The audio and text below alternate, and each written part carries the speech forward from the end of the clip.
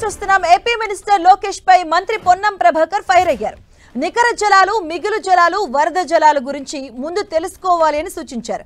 నికర జలాల మీద మిగులు జలాలు తీసుకున్న తర్వాతే వరద జలాల గురించి ఆలోచించాలి అన్నారు. ఏపీ ప్రజలను మభ్యపెట్టి మోసం చేస్తున్నారని విమర్శించారు. తెలంగాణ వాటా నుంచి తాము ఒక్క చుక్క నీటిని కూడా వదులుకోబోమన్నారు మంత్రి పొన్నం ప్రభాకర్. నికర జలాలు, మిగులు జలాలు, వరద జలాల గురించి కొంత ముందు తెలుసుకోండి. తెలంగాణకు ఆనాడు ఉమ్మడి రాష్ట్రంలో ఉన్నటువంటి నీటి లభ్యత దృష్ట్యా 968 టీఎంసీలు తెలంగాణకు, 531 టీఎంసీ ఆంధ్రప్రదేశ్కు ఇచ్చిన తర్వాత ఆ నికర జలాల మీదుగా మిగులు జలాలతో తీసుకున్న తర్వాత వరద జలాల గురించి ఆలోచించాలి. వరద జలాల లభ్యత ఈ ప్రాజెక్టులన్నీ పైన ఉండబడేటువంటి ప్రాజెక్టులు, ఆ నీటి వినియోగం పూర్తి అయిన తర్వాత వరద జలాల లెక్కకు వస్తుంది. అది తెలియకుండా ప్రజలను మభ్యపెట్టి ఆంధ్రప్రదేశ్ ప్రజలను మోసం చేసే విధంగా ప్రయత్నం జరుగుతున్నటువంటి పరిస్థితి ఇది. ఇక బనకచెర్ల ప్రాజెక్టు అంశంపై ఏపీ తెలంగాణ రాజకీయ నాయకుల మధ్య విమర్శలు ప్రతి విమర్శలు కొనసాగుతున్నాయి. దీనికి సంబంధించిన పూర్తి అప్డేట్స్ మా కరెస్పాండెంట్ కొండల్ అందిస్తారు. కొండల్, ఇప్పుడు బనకచెర్ల అంశం ఏపీ తెలంగాణ మధ్య మరోసారి పొలిటికల్ వార్కు తెరలేపిందని చెప్పుకోవచ్చు. ఇప్పటికే బనకచెర్ల ప్రాజెక్టును అడ్డుకోవాలని చెప్పి కేంద్రానికి తెలంగాణ ప్రభుత్వం ఫిర్యాదులు చేసింది. దీనిలో భాగంగానే పర్యావరణ అనుమతుల కోసం ఏపీ ప్రభుత్వం పెట్టుకున్న రిక్వెస్ట్ను కూడా కేంద్రం తిరస్కరించింది. అయితే ఇప్పుడు రెండు రాష్ట్రాల మధ్య నేతల మధ్య ఫైట్ తిరగలేచింది. లోకేష్ చేసిన వ్యాఖ్యల పట్ల తెలంగాణ మంత్రులు అగ్గి మీద గుగ్గిలమవుతున్న పరిస్థితి ఉంది. కేవలం తెలంగాణ ప్రాంతీయ తత్వాన్ని రెచ్చగొట్టే విధంగా బనకచెర్లను అడ్డుకుంటుందంటూ లోకేష్ చేసిన వ్యాఖ్యలను ఇప్పుడు తెలంగాణలో పొలిటికల్ హీట్ను పెంచేసుకోవచ్చు. ఇప్పటికే మంత్రులు ఉత్తమ్ కుమార్ రెడ్డి, పొంగులేటి నిన్న ఈ కామెంట్స్ పైన తీవ్ర వ్యాఖ్యలు చేశారు. ఇప్పుడు తాజాగా పొన్నం ప్రభాకర్ మరోసారి ఫైర్ అయ్యారు.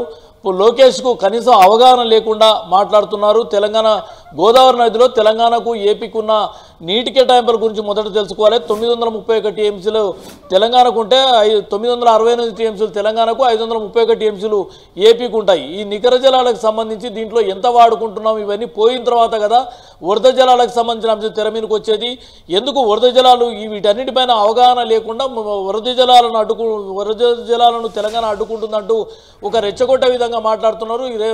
లోకేష్ ఈ వ్యాఖ్యలను ఉపసంహరించుకోవాలని చెప్పి పొన్నం ప్రభాకర్ ఫైర్ అయ్యారు. మొత్తానికి తెలంగాణ గోదావరిలో తెలంగాణకున్న వాటాను ప్రతి చుక్కాను వాడుకునేందుకు తెలంగాణ ప్రభుత్వం సిద్ధంగా ఉంది.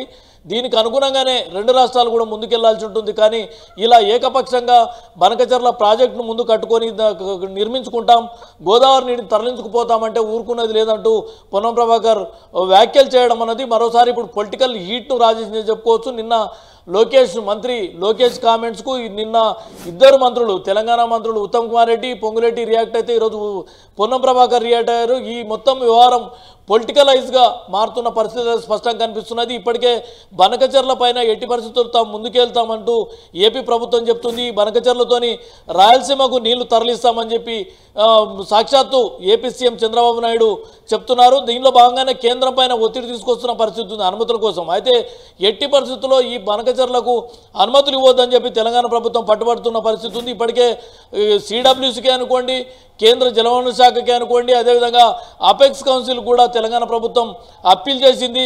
ఈ అనుమతులు బనకచెర్లను ఒకవేళ అనుమతి ఇచ్చినట్టయితే తెలంగాణ పూర్తిగా నష్టపోవాల్సి ఉంటుంది. తెలంగాణ వాటా 968 టీఎంసీలు వాడుకునే అవకాశం ఉన్నప్పటికీ కూడా పూర్తిగా కింద ప్రాజెక్టులు కట్టుకుంటే ఖచ్చితంగా మా నికర జలాలు మేము వాడుకున్న తర్వాత మిగులు జలాలు, వరద జలాలకు సంబంధించి మాట్లాడుకుందామని చెప్పి ఏపీ చెప్తుంది. దీనిలో భాగంగానే ఎట్టి పరిస్థితుల్లో ఏపీ తలపెట్టిన బనకచెర్ల ప్రాజెక్టుకు అనుమతులు ఇవ్వద్దని చెప్పి తెలంగాణ ప్రభుత్వం కోరుతున్న నేపథ్యంలో ఇప్పుడు ఈ రెండు రాష్ట్రాల మధ్య మంత్రుల మధ్య ఫైట్ తెరలేసిందని చెప్పుకోవచ్చు. ఏపీ నేతలేమో బనకచెర్ల ప్రాజెక్టు కట్టి తీరుతామని చెప్తున్నారు. తెలంగాణ నేతలు ఒక్క నీటి చుక్కను కూడా పోనివ్వమని కూడా తెలంగాణ నేతలు ఈ ఫైర్ కొనసాగుతుంది. సో ఈ నేపథ్యంలో ఈ అంశంపై ఎలాంటి రాజకీయ పరిణామాలు కనిపించే అవకాశం ఉంటుంది? ఖచ్చితంగా ఇది ఒక ఉద్రిక్త వాతావరణానికి, పొలిటికల్గా టెన్షన్ వాతావరణాన్ని క్రియేట్ చేసే అవకాశం అయితే ఖచ్చితంగా ఉంది. ఎందుకంటే గత కొన్ని దశాబ్దాలుగా ఏపీ తెలంగాణ మధ్య ఇదే కొనసాగుతున్న పరిస్థితి ఉంది. ముఖ్యంగా ఉమ్మడి రాష్ట్రం నుంచి కూడా నీళ్లు, నిధులు, నియామకాలన్న ట్యాగ్ లైన్తోనే తెలంగాణ ఉద్యమం రాజేసిన సంగతి తెలిసిందే.